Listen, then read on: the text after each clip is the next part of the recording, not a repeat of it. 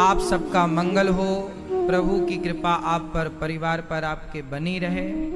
इन्हीं मंगल कामना के साथ प्रवेश करते हैं आज की कथा में। रामचरितमानस। रामचरितमानस किसने लिखी? बोलो। रामचरितमानस किसने लिखी? गोस्वामी श्री तुलसीदास जी ने। रामचरितमानस लिखने वाले तुलसीदास जी। और रामायण लिखने वाले कौन हैं? महर्षि वाल्मीकि जी। वाल्मीकि जी त्रेता युग में थे,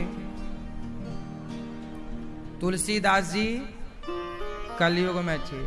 ये तुलसीदास जी कौन है? वाल्मीक तुलसी भये। वाल्मीकि जी ही तुलसीदास बने। वाल्मीकि जी ने रामायण लिखी थी संस्कृत में। कौन सी भाषा थी? संस्कृत सबके बस का नहीं था। तो फिर तुलसीदास जी के रूप में वाल्मीकि जी इस कलिकाल में प्रकट भये और तुलसीदास जी ने पूरी राम कथा रामायण हिंदी अवधी भाषा में लिखी।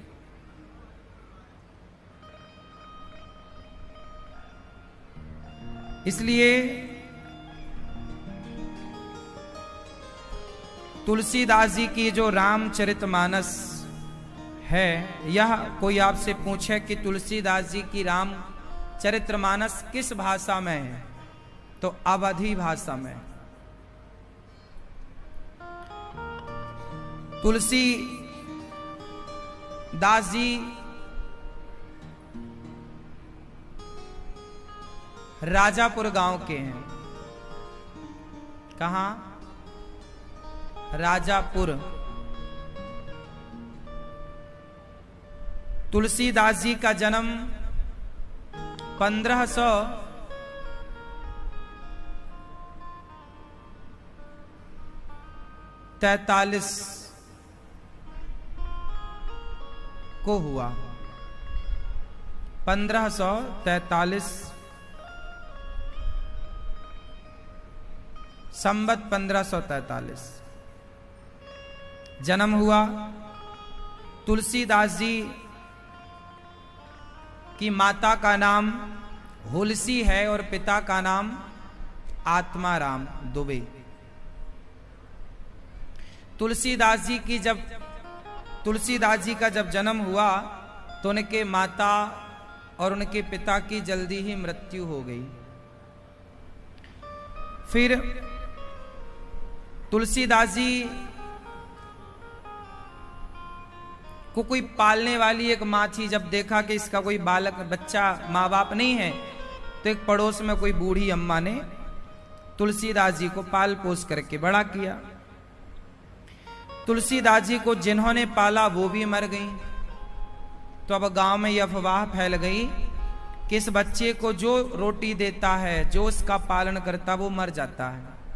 तो तुलसीदास जी को गांव वालों ने रोटी देना बंद कर दिया। माँ थी नहीं, पिता थे नहीं, छोटे बच्चे थे। जिसने पाला वो भी मर गई। तब तुलसीदास जी को गांव वालों ने खाना पीना भी देना बंद कर दिया कि इसे जो देगा वो मर जाएगा। ऐसी अफवाह फैला दी समाज में। अब तुलसीदास जी एक जंगल में एक स्थान पर बैठे रो रहे थे।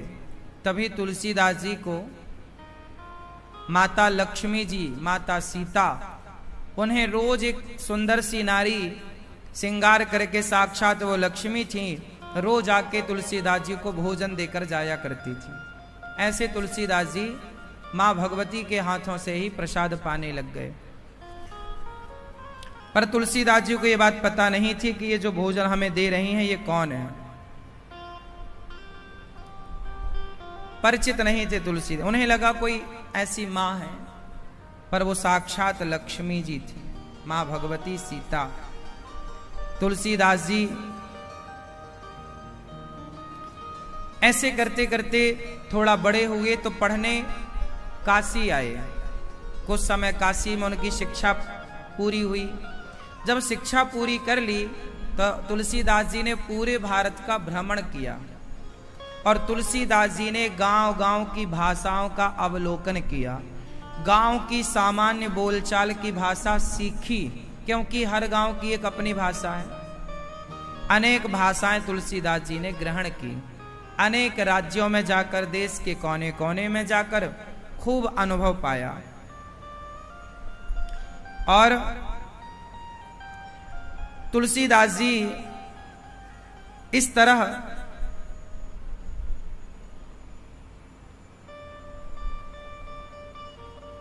बड़े प्रेम से तुलसीदास जी अपने जीवन कार्यकाल को पूरा करने लग गए। कुछ लोग कहते हैं कि तुलसीदास जी का जन्म संवत 1554 को हुआ। तुलसीदास जी 1554 को, संवत 1554 को श्रवण मास शुक्ल पक्ष सप्तमी के दिन तुलसीदास जी का जन्म हुआ। और यह प्रेम पूर्वक जब पैदा हुए थे तो राम बोला, इनके मुंह से क्या निकला? राम। तो नाम पड़ गया राम बोला। क्या नाम पड़ा? राम बोला। तुलसीदास जी ऐसे फिर पढ़ लिख कर अयोध्या जी गए और वहां इन्हें राम से अति प्रेम हुआ और राम का गुणगान तुलसीदास जी करने लग गए। तुलसीदास जी बहुत विद्वान थे। तुलसीदास जी का मन भगवान में ज्यादा लगता था। बचपन में किसी का प्यार मिला नहीं, फिर उनका विवाह हुआ। तुलसीदास जी का विवाह हुआ और तुलसीदास जी को जब पत्नी मिली तो वो बहुत प्यार करने वाली मिल गई। तुलसीदास जी को लगा वाह, ये होता है प्यार। माँ का प्यार मिला नहीं, पिता का प्यार मिला नहीं, किसी का प्यार नहीं मिला। तो तुलसीदास जी को पत्नी का प्यार मिला। अब वो पत्नी के प्रेम में मस्त थे। एक दिन क्या हुआ कि पत्नी पास के ही गांव की थी, उनकी मां की अकस्मात तबीयत बिगड़ गई। तो तुलसीदास जी की पत्नी को लेने भाई आ गया कि बहना, मां की तबीयत ज्यादा खराब है। पर तुलसीदास जी की पत्नी बोली कि मैं कैसे जाऊं, अभी पति आए नहीं। तुलसीदास जी कहीं बाहर गए रहे होंगे, आए नहीं। तो वो अपने पड़ोसन को कहकर चली गई कि बहन, मेरे पति आए तो बता देना कि मेरा भाई आया था, माँ की तबीयत खराब है तो मैं माँ को देखने इमरजेंसी जा रही हूं। चली गई पत्नी तुलसीदास जी की। अब क्या हुआ,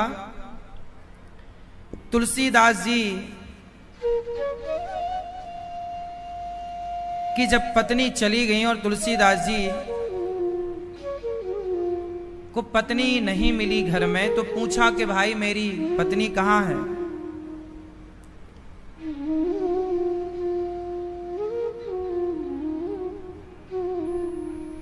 मेरी रत्नावती कहाँ चली गई? लोगों ने बताया कि आपकी पत्नी को आपके साले साहब आए थे, लेकर चले गए। माँ की तबीयत खराब है, मतलब आपकी सास बीमार है। अब तुलसीदास जी से पड़ोसन ने कहा कल आ जाएंगे वो। पत्नी आज चली गई है पर कल आ जाएंगी। अब तुलसीदास जी बोले ठीक है। पत्नी कुछ बना के रख गई थी तो खा लिया तुलसीदास जी ने। अब खा लिया पर रात हुई तो करवट बदलने लगे तुलसीदास जी। पत्नी के बिना कैसे जी लगे, कभी इस करवट में कभी उस करवट में, किससे बात करें, कहां जाएं। तो तुलसीदास जी को लगा कोई बात नहीं, मेरी पत्नी का गांव पास में ही तो है, वो नहीं आ सकती तो क्या हुआ, हम जा सकते हैं। तो तुलसीदास जी रात को ही चल पड़े। संयोग से वो बारिश का मौसम था, खूब पानी बरस रहा था। तुलसीदास जी अपनी पत्नी से मिलने गए। अच्छा, तुलसीदास जी बहुत प्यार करते थे अपनी पत्नी से, बहुत प्रेम था। किसी को प्रेम ना मिला हो जीवन में और उसे फिर कोई प्रेम करने वाला मिले तो अच्छा लगता है। माँ का प्यार मिला नहीं, बाप का नहीं मिला, समाज का नहीं मिला, पर पत्नी बढ़िया थी,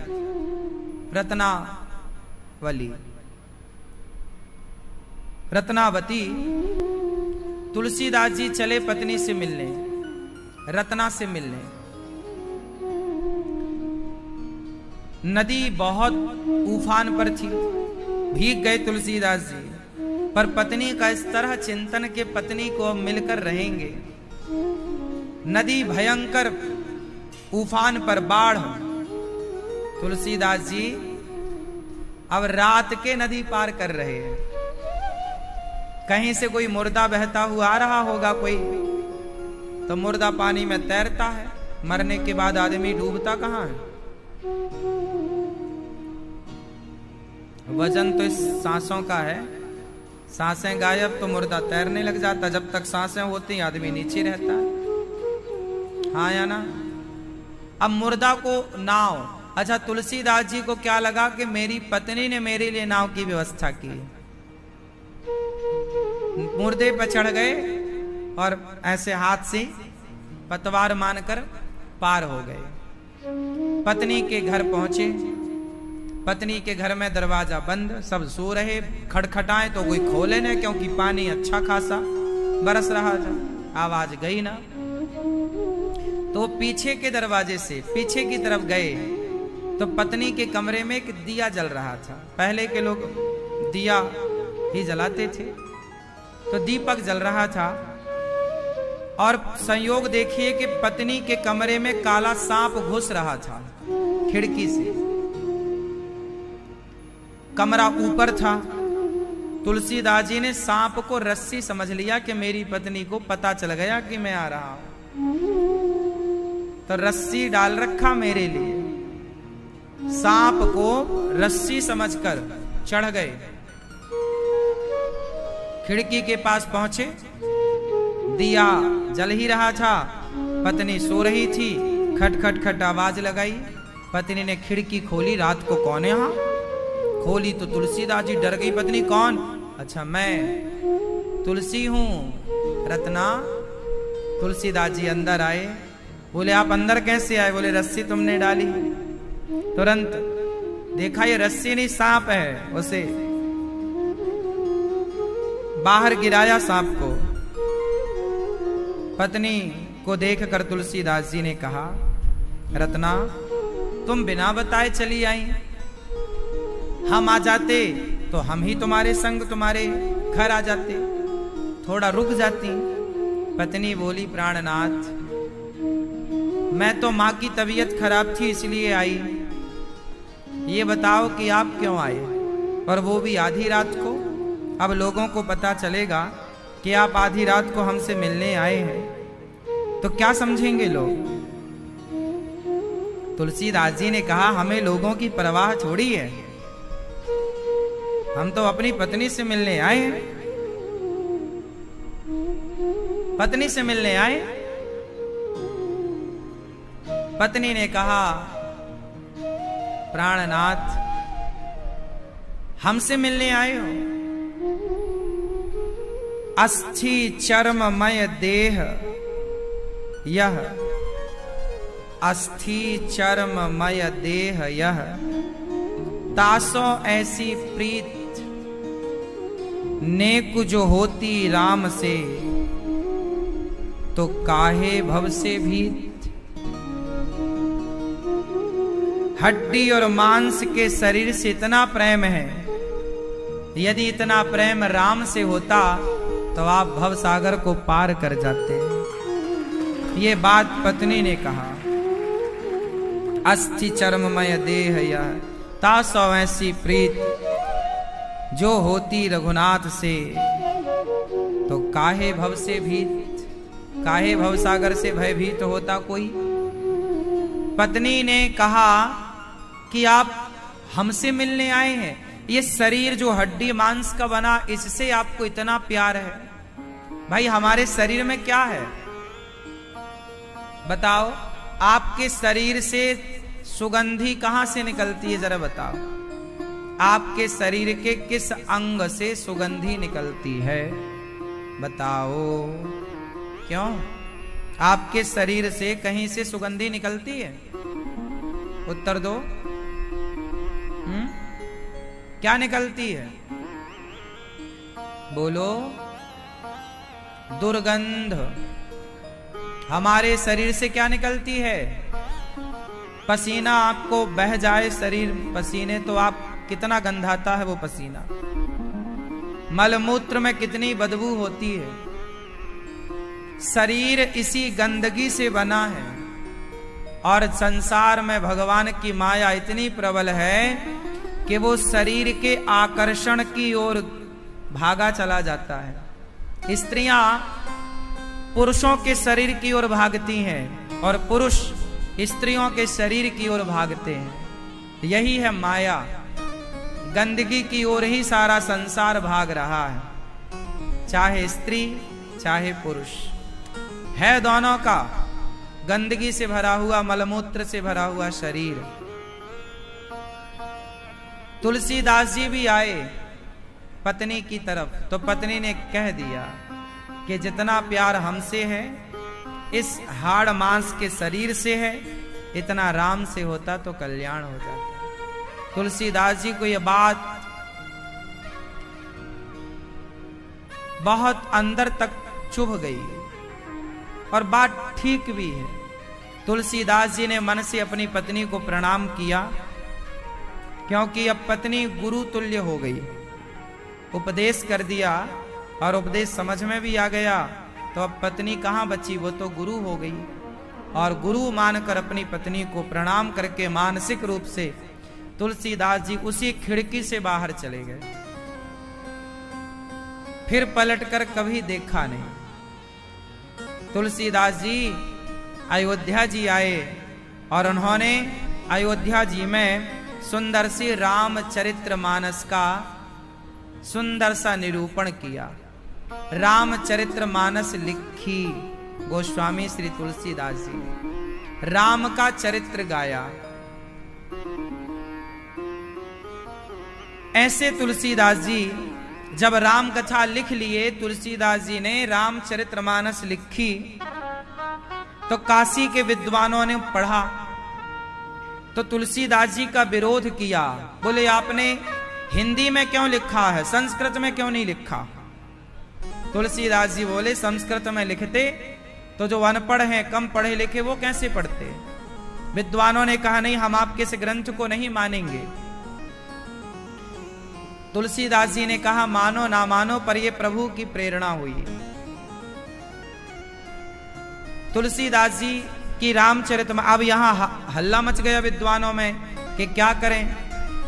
तो शिव जी का मंदिर है काशी विश्वनाथ। विश्वनाथ भगवान के मंदिर में रामचरितमानस को रखा गया। और भी लोगों की रचना, और भी लोगों की जो रचना थी, उसे ऊपर रामचरितमानस को नीचे रखा गया और चीजों को ऊपर रखा गया।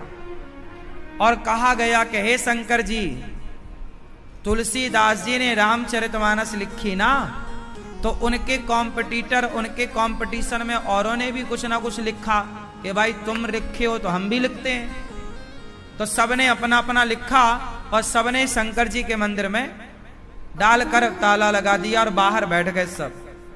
बोले रात भर देखो, जिस ग्रंथ को शंकर जी साइन कर देंगे वो सर्वमान्य होगा। अब सब बाहर कीर्तन करने लग गए। तब भगवान शिव ने रामचरितमानस को निकाला, उसमें सत्यम शिवम सुंदरम लिखा और सबसे ऊपर रख दिया भगवान शंकर ने।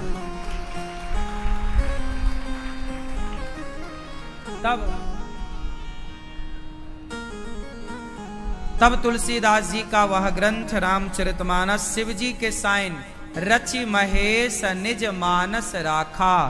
रामचरितमानस के राइटर कौन है, लेखक कौन? तुलसीदास जी तो प्रकाशक हैं। रामचरितमानस के रचयिता तो साक्षात भगवान शंकर हैं। ये बात लिखी है, रचि महेश निज मानस राखा। शंकर जी ने रामचरितमानस लिखकर शंकर जी ने मन में रख ली थी। बाद में तुलसीदास जी को शिव जी की कृपा से वो बताते गए और तुलसीदास जी लिखते गए। शंकर जी कौन? हनुमान जी। हनुमान जी बताते गए और तुलसीदास जी लिखते गए। ये रामचरितमानस है साहब, पढ़ा करो। तुलसीदास जी को राम जी का साक्षात दर्शन हुआ था। रामचरितमानस को कहां से शुरू किया? वर्णानामर्थ संघाना। रामचरितमानस का पहला अक्षर है वाह। वाह ब्रह्म सूचक है। वाह अक्षर ब्रह्म सूचक है। तुलसीदास जी के भीतर ब्रह्म ही है, राम ही है, तो ब्रह्म सूचक अर्थी शब्द ही निकलेंगे। सरस्वती माँ को वंदना करते हैं तुलसीदास जी। शंकर जी की वंदना करते हैं तुलसीदास जी। सीता राम जी की वंदना करते, सारे पुराणों की वंदना करते हैं। सारे पुराणों का सार रामचरितमानस में। गीता का एक श्लोक है, मूक होहि वाचाल पंगु चढ़हि गिरिवर गहन, मूकम करोति वाचालम पंगुम लंघयते गिरिम, यत् कृपा तमहम वंदे परमानंदम माधवम। उसी का अर्थ गोस्वामी जी ने किया। मूक होहि वाचाल पंगु चढ़हि गिरिवर गहन, जासु कृपा सु दयाल द्रवहु सकल कलिमल दहन। मूक होहि वाचाल। अच्छा एक बात बताओ, जब भगवान कृपा करते हैं तो गूंगा भी बोलने लग जाता है। ये बात सही है कि गलत है? मूक होहि वाचाल पंगु चढ़हि गिरिवर गहन, मूकम करोति वाचालम। मूक होहि वाचाल। जब भगवान कृपा करते हैं तो गूंगा भी बोलता है और लंगड़ा भी पहाड़ लांग जाता है। ये बात तुलसीदास जी अपने लिए कह रहे हैं। इतनी नम्रता तुलसीदास जी में कि प्रभु आप कृपा करें तो अनिरुद्धाचार्य जैसा गूंगा भी बोलने लग जाता है। आप कृपा करें तो हम जैसे लंगड़े पहाड़ लांग जाते हैं। तुलसीदास जी की वाणी नहीं, ये तो राम की कृपा है ना। हम आज कुछ कह रहे हैं तो कोई हम थोड़ी कह रहे हैं, ये भगवान की कृपा कहलवा रही है, वरना हम क्या कह सकते हैं। आप कुछ कह रहे हैं तो कौन कह रहा? आप बोल पा रहे हैं, ये भी भगवान की कृपा है। कुछ लोग बोल तक नहीं पाते, गूंगे हो जाते हैं, शब्द नहीं निकलता। आज निकल रहे हैं तो ये भगवान की। तो मूकम करोति वाचालम। तुलसीदास जी कहते, वंदऊ गुरुपद कंज कृपा सिंधु नर रूप हरि, महामोह तम पुंज जासु वचन रवि कर निकर। बंदऊ गुरुपद पदुम परागा, सुरुचि सुवास सरस अनुरागा। अमिय मूरिमय चूरन चारु, समन सकल भव रुज परिवारो। बंदऊ गुरुपद पदुम परागा। आज गुरु जी को वंदना कर रहे हैं तुलसीदास जी। किसको वंदना? गुरु जी को। गुरु जी के चरणों में बारंबार प्रणाम। गुरु के बिना ज्ञान नहीं मिलता। तुलसीदास जी पहली वंदना गुरु जी की। बंदऊ गुरुपद पदुम परागा, सुरुचि सुवास सरस अनुरागा। श्री गुरु पद नख मनि गण ज्योति, सुमिरत दिव्य दृष्टि ही होती। जब गुरु कृपा करते हैं, आप लोग आज 2024 को देख रहे हैं, हाँ या ना? हाँ या ना? पर आप पर गुरु जी की कृपा हो जाए तो आप 2050 में क्या होगा वो आप अभी समझ सकते हैं, देख सकते हैं। इसलिए तुलसीदास जी ने रामचरितमानस में जो लिखा है वो ये लिख दिया कि आने वाले कलयुग में लोग कैसे होंगे, आचार विचार क्या, वो जो लिखा था सेम वैसे ही हो रहा है। मतलब 500 साल पहले तुलसीदास जी समझ गए थे कि आने वाले समय में क्या होगा, तो पहले ही लिख दिया था। तो ये सुमिरत दिव्य दृष्टि, ये दिव्य दृष्टि ही तो है कि आप 100 साल बाद क्या होने वाला है वो समझ रहे हैं। तो तुलसीदास जी, वेद व्यास जी, ये ऐसे लोग हैं कि ये 1000 साल बाद क्या होगा, 1000 साल बाद लोगों की स्थिति क्या रहेगी, क्या विचार रहेंगे, सब कुछ लिख दिया है। कलयुग के लोग कैसे रहेंगे, मन माने, वर्ण व्यवस्था को मानने वाले लोग नहीं रहेंगे। कलयुग में लोग मन माना आचरण करेंगे। मां नहीं मात पिता नहीं देवा, साधुन सन करवा वही सेवा। 500 साल पहले तुलसीदास जी 600 वर्ष पहले लगभग ये लिख कर गए हैं कि मां नहीं मात पिता नहीं देवा। कलयुग के बच्चे अपनी माता को नहीं मानेंगे, माँ बाप की सेवा नहीं करेंगे, और माँ बाप की नहीं देवी देवताओं की, भगवान की भी सेवा नहीं करेंगे। देवताओं को, भगवान को भी आजकल लोग भगवान को भी कहाँ मानते हैं। कुछ लोग कहते नहीं जी हम तो भगवान की पूजा वूजा नहीं करते, काम करते हैं, कर्म ही पूजा है, मन माना आचरण। अब वो ये नहीं जानते कि कर्म ही पूजा कैसे हो सकती है। कर्म तो कसाई भी कर रहा गाय काटने का, तो क्या कसाई का गाय काटने का कर्म पूजा है?